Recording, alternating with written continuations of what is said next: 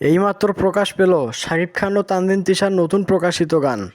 আমি তোমার প্রেমে পড়েছি অল্প অল্প, আমি তোমার প্রেমে পড়েছি অল্প অল্প।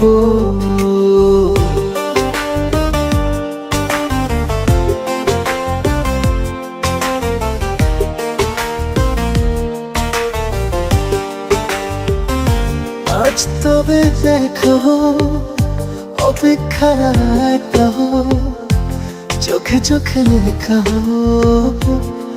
একটা নতুন গল্প। আমি তোমার প্রেমে পড়েছি অল্প অল্প।